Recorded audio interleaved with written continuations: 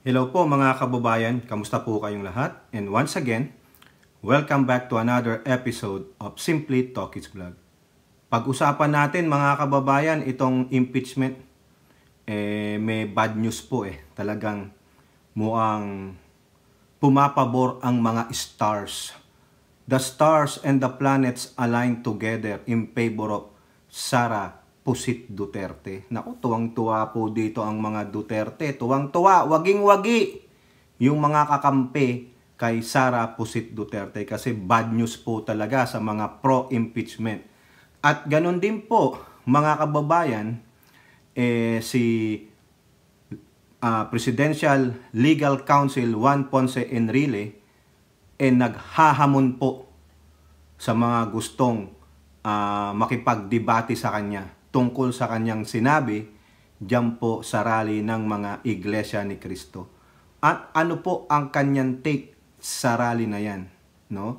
Kasi mukhang meron pa siyang sinabi, sinundan niya yung kanyang komento the previous one, no? Na sinasabi niya nga yung kaya nyo bang baguhin ang konstitusyon? Kaya nyo bang baguhin yung mga probisyon sa konstitusyon?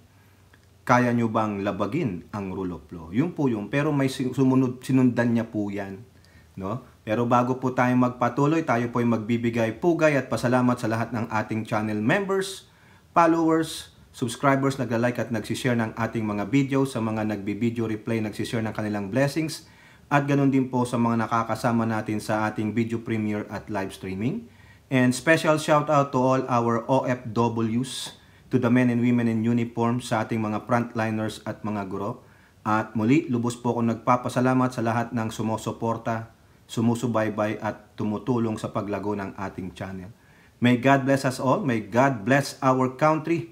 May God bless this Marcos administration and protect it from the evil forces, from the likes of Dutertes, their minions, and the anti-Marcoses. No? Ito nga po, unahin natin yung bad news mga kababayan.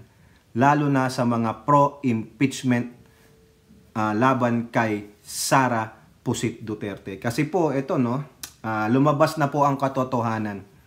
Ito pong balita na to ay tungkol dito sa panayam kay House Secretary General Reginald Velasco. Ito po, Philstar Global, BP impeach complaint not likely to prosper.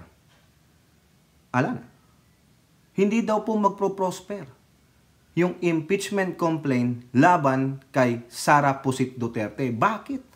Ano ang dahilan? Bakit po ito nasabi ng inyong House Secretary General Reginald Velasco? Ito po mga kababayan ang sabi sa balitang ito. The impeachment complaints filed against Vice President Sara Duterte are likely not to prosper in the 19th Congress due to lack of support from members of the House of Representatives.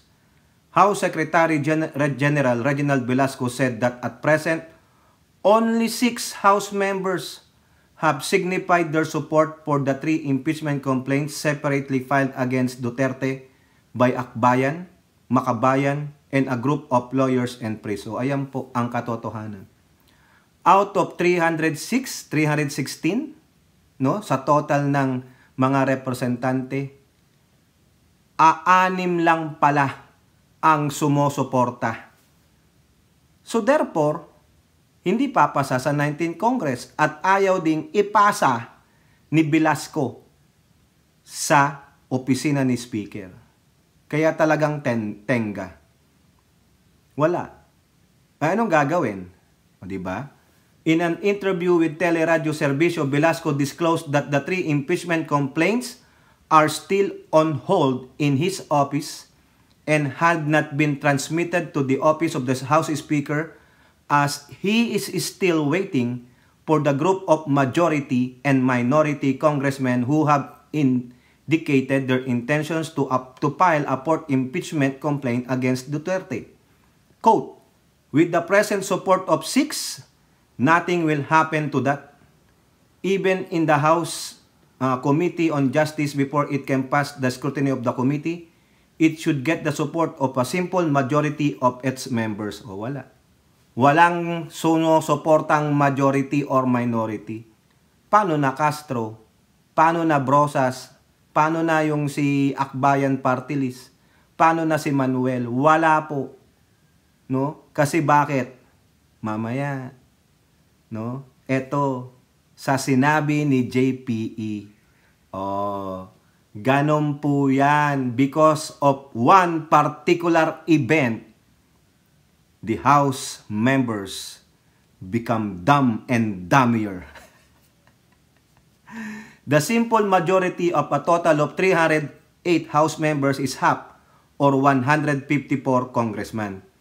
Velasco added that the 3 complaints so far filed against Duterte would undergo a difficult process without a support of the general membership of the lower house. So, malamang itong complaints na ito ay patay na sa 19th Congress.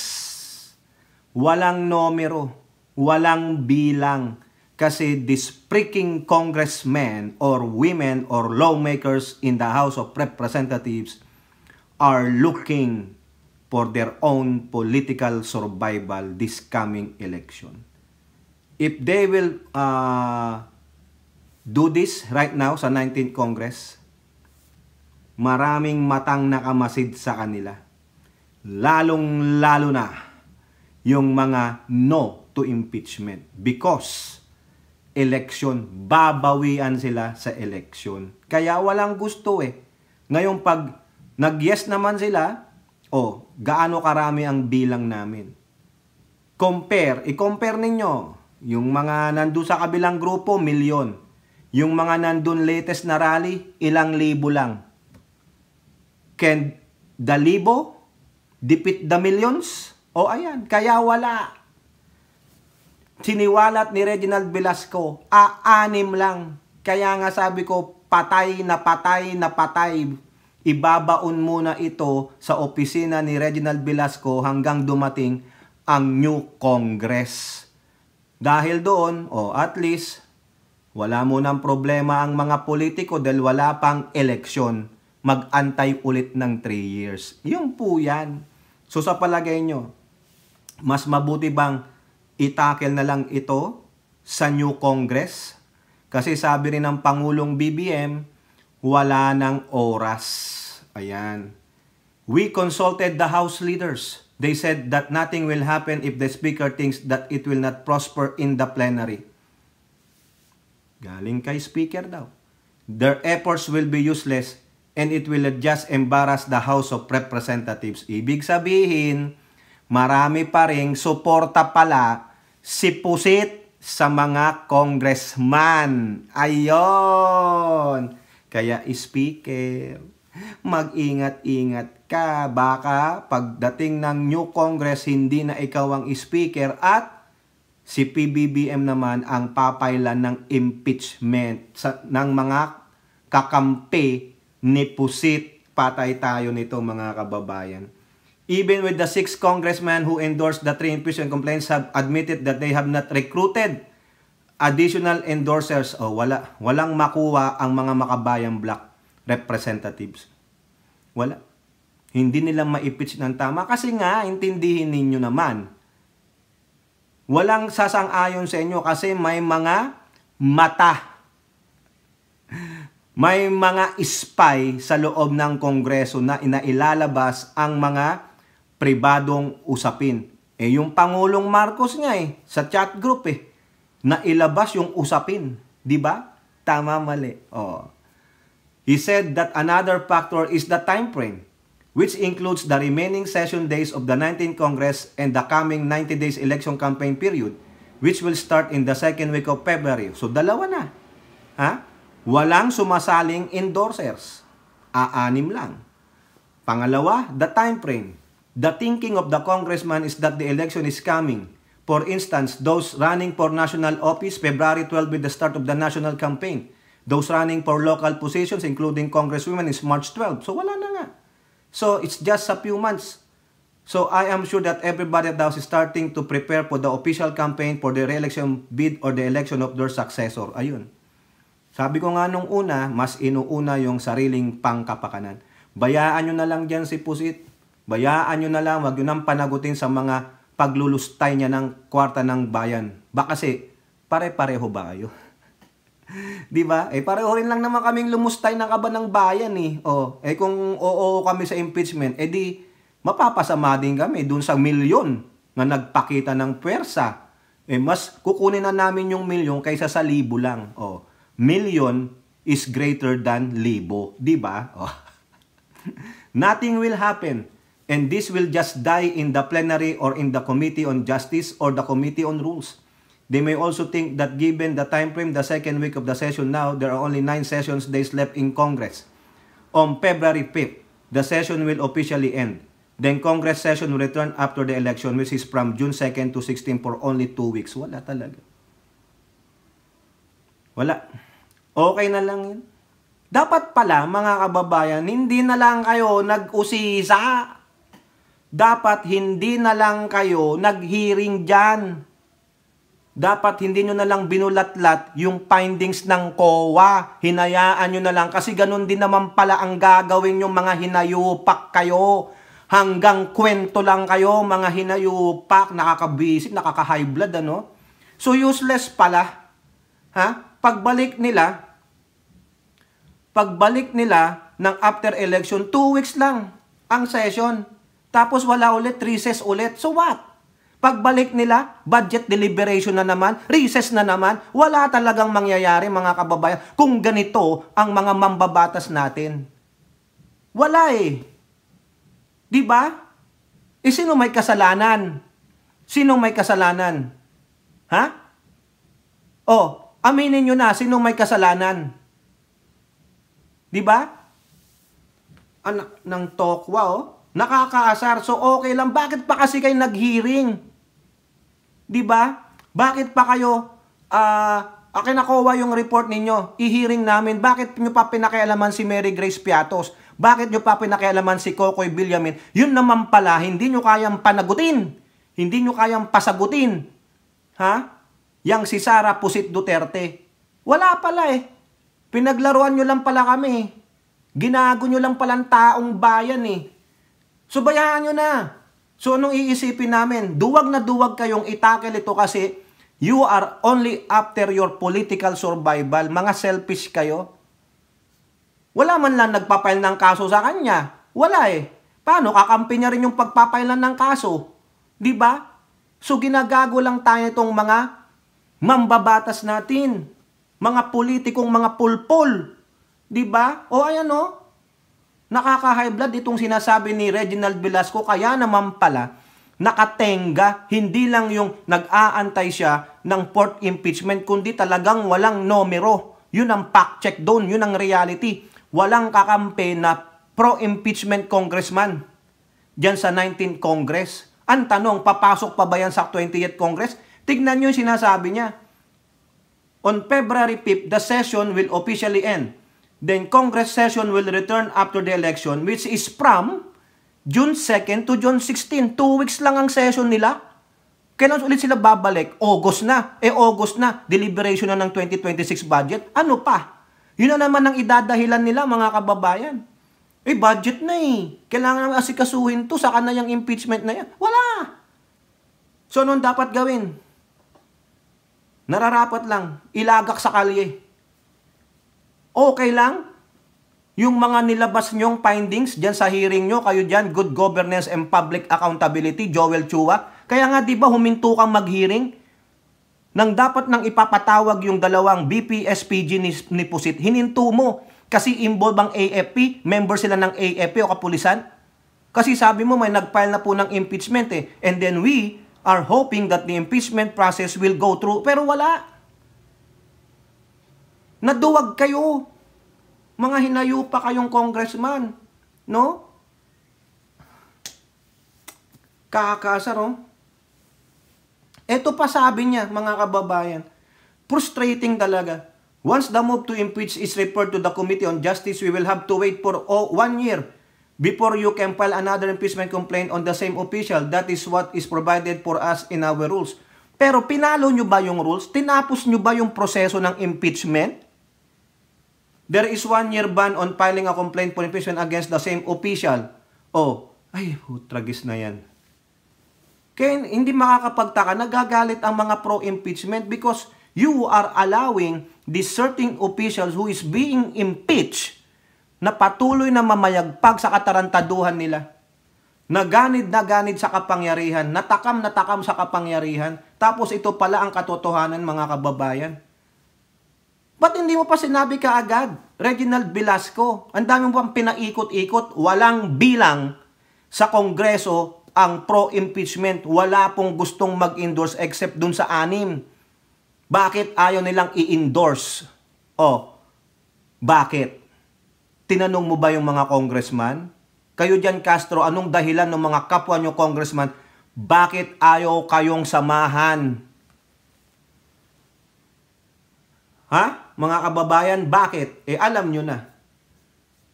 They are looking for their own political survival because millions is greater than the thousands. Mamamatay ang aming political career if we sided with the pro-impeachment. Di baling mawala na yung mawala na yung 1,000, meron naman kaming nag-gain na 1,000,000. Di ba? Panalo pa rin kami. Kaya mag-no to impeachment na lang kami kaysa mag-pro-impeachment kami. Yan yun. No? Kaya, wala. Okay lang. Kalimutan na natin yung ginawa ni Pusit. Tapos iluklok nating presidente sa 2028, patay kayong lahat. Balik ang AJK, balik ang China. Tuwang-tuwa po ang China dito because ang China ang nagpondo dyan. Nagbigay ng malaking pondo ang China. Tuwang-tuwa sila. No? Baka naman, karamihan sa inyo, tanong lang, nakatikim ba kayo ng ilang kilong pera ng China? Tanong lang. Di ba? Wala eh. 6 lang pala, mga kababayan. Kaya dead. Kumbaga, dead on arrival kasi nakita nila. Marami palang kakampi si Pusit na hunyango sa Kongreso. Ayun.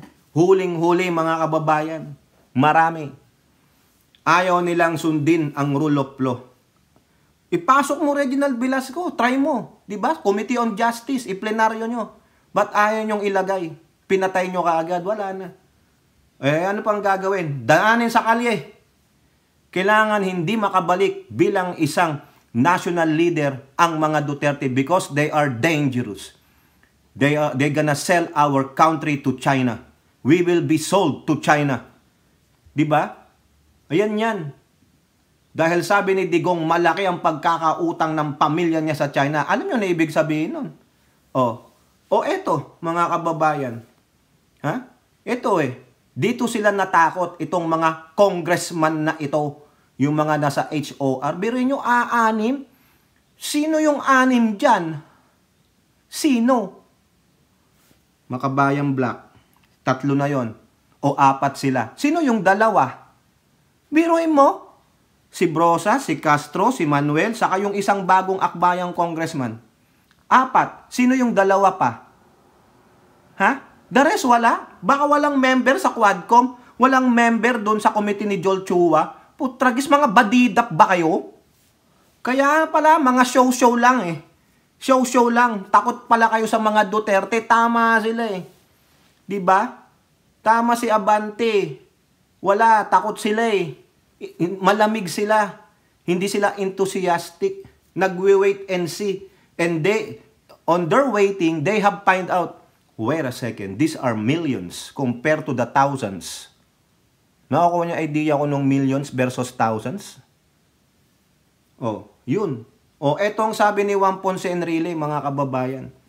Nung binabatikos na siya dun sa una niyang statement about sa rally ng mga Iglesia ni Cristo, eto sabi niya, politiko, fired up at 100. Ibig sabihin, masigla pa siya at 100. Matikas pa ang utak niya sa edad niyang yan.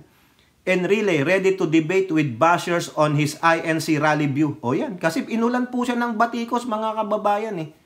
Diba? Ito sabi niya, this will be my last comment on the subject we are discussing. It's about the INC rally. You have your own truth. I have my own. Neither you nor I have a monopoly of the truth. So be it, sabi niya. Let the voters decide who is right and who is wrong. I represent no partisan group in this country. I do not know whether you do.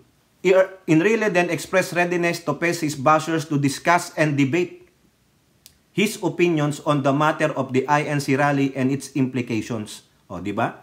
As far as the personal attacks and issues you raise against me, the faults, the blames, the defects, and wrongdoings you attributed to me, as well as the ad hominem you threw against me, I am ready and willing to face anyone before the people in any forum to discuss and debate about them. O, ayan.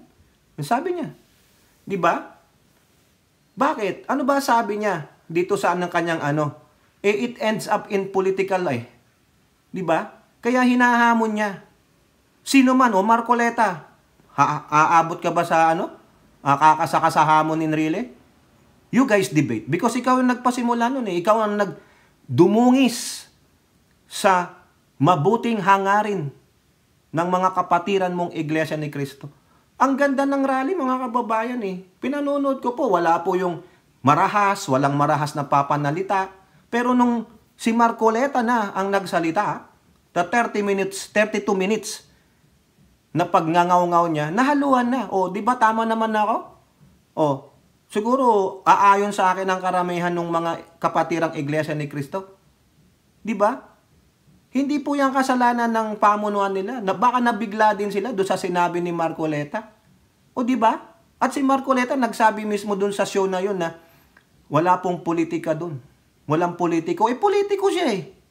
Even daw nang sinabi sa'yo, attorney, pero sa aming paningin, politiko ka pa rin. Di ba? O ayan, dibatihin nyo si Enrile. 100 years old. Sharp pa rin ang utak. Kayo ba? Sharp ba ang utak nyo? Kaya nyo ba siya in a legal sense ha? With legality. Ayan ang sabi niya. Daan tayo sa legal. Ha? Legal opinions, hindi yung ad hominem. Ha? Di ba? Ano pa sabi niya dito, mga kababayan? Ha? O, punta tayo dito sa GMA News Online. Ito po yung karugtong. Ha? Ano pa sabi ni Enrile? INC, rally, a move to discourage Marcos from duty. Bakit nasabi to ni Enrile? Kasi sabi niya, this is, yung rally ninyon, no? Sana hindi magalit sa ating iglesia, inaano lang natin ng kay Enrile, na di umano, sabi ni Enrile, yung rally daw po ng mga iglesia ni Cristo ay isang political pressure sa Pangulo to discourage the executive department to lead, to govern, no? Di ba? To really pressure the executive department to fulfill his constitutional duties. Ano yun? Di mo pakialaman. Magkaroon kayo ng magandang harmony in 3 branches of government. Ha? Quote, ito po sabi ha, wala sanang magagalit na kapatirang iglesia dito ha. Sinano lang natin yung opinion ni Enrile. Quote, there is no question that the INC peace rally was peaceful assembly. I agree. But were there grievances to be redressed? O, meron bang mga reklamong dapat na ayusin? I-straight up? Ayun ang sabi niya, redress eh. Pardon me for my impression.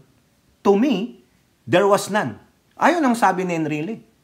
Walang dapat mga reklamo, anumang problema na kailangang straight up ayusin. There are no grievances to be redressed. Para sa kanya, wala. Diba? To me, although it was well-intentioned, the peace rally was more like a political pressure to hinder a separate and independent department of the government from performing a constitutional duty. This was evident from the speeches delivered in that rally. Oh, yun, si Marcoleta. Namulitika, mga kababayan. Bakit sinabi niyang political pressure now? Balikan natin yung sinabi ni Reginald Velasco. Diba? Wala pong makuhang mga endorsers na kakampi doon sa mga nag-file. Only 6 of them. These politicians, these lawmakers at the House of Representatives are being politically pressured for what they have seen. Those millions na nagsagawa ng rally na yun. At ang Iglesia ni Cristo ay talagang nagkakaisa yan. Pag sinabing ito, ito. Pag sinabing hindi ito, hindi ito. Yun ang nakakabilib sa Iglesia. Tama yung peaceful rally, wala eh. Walang masama dun eh. Ang masama dun ay yung isa o dalawa na nag-malign. Sinira yung very essence nung rally na yun. O ngayon, nakita ng mga lawmakers yan sa House of Representatives. Di ba, wait and see? They are now being pressured. Kaya ngayon, mas matimbang yung millions kaysa doon sa libo ni Attorney Enzo kay Bunyog. Libo yun eh. Nung nakaraang Sabado, matatalo mo ba yung millions? Sa bilang ng mga botante? Karamihan dyan sa HOR ay mga re-electionist. So therefore, they will look first for their political survival. Susundin ko yung nasa millions kasi yan eh. Pwede kong maawitan yan. Itenga ko muna tong impeachment na ito. Ha?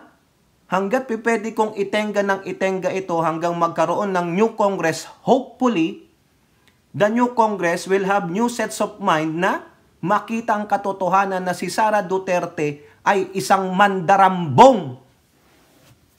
Diba? And also, they are not fulfilling their constitutional mandate because of a political pressure. Dapat i-abolish na lang natin yan. No? Baguhin nyo na lang po ang konstitusyon. Tanggalin nyo na ang impeachment. O ayan, Enrile, nasagot na kita. Can they amend a provision on that constitution? Ayun, nasagot na kita. Wala nang impeachment eh. Dead ball sa opisina ni Secretary General Reginald Velasco. Yung sinasabi niyang fourth impeachment case is just a delaying tactic until na magsara sila ng February 5th, the 19th Congress. After that, wala na. Dead ball. Tapos babalik ng January 2 to 16. Yun lang. 2 weeks lang silang magpi-plenary and then recess na naman. Pagbalik, budget deliberation na. There's no time. There is always no time. Freaking idiot. If you are really wanna do it, hindi question ng time. Hindi question ng panahon. Kaso wala eh. Malamya sila kasi takot sila sa magiging repercussion ng kanilang political career. Dahil tingin nila, the Dutertes are still powerful. Wala tayong pakialam dyan sa libo, kukunti lang yan. Dito tayo sa milyon. Tignan natin. No? Lahat ng representante kasi. Representante ng kanilang bayan. O baka naman, magkakakampi lang kayo. Inuuto nyo lang kami. Ginagago nyo lang kami. Si Enrile, wala nga daw siyang political affiliation eh. He is a non-partisan. No? Ano siya? May tawa, nakalimutan ko yun eh.